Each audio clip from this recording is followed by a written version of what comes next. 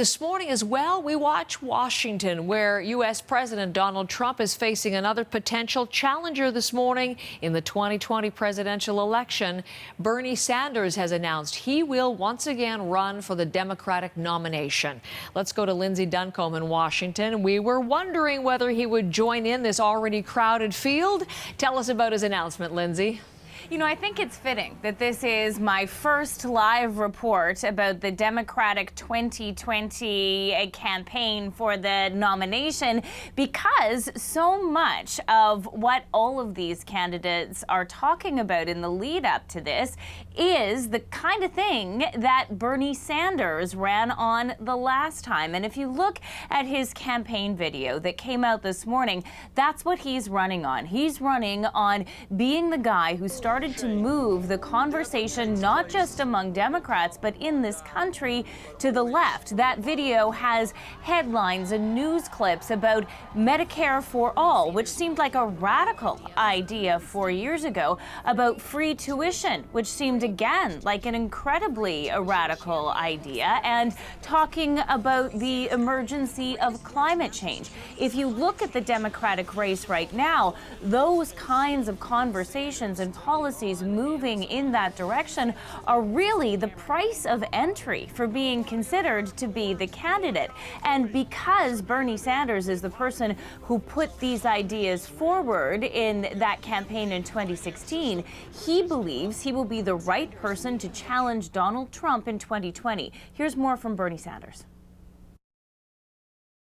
In 2016, many of the ideas that I talked about, Medicare for all, raising the minimum wage to $15 an hour, making public colleges and universities tuition free. All of those ideas, people will say, oh, Bernie, they're so radical, they are extreme. The American people just won't accept those ideas. Well, you know what's happened in over 3 years? All of those ideas and many more are now part of the political mainstream.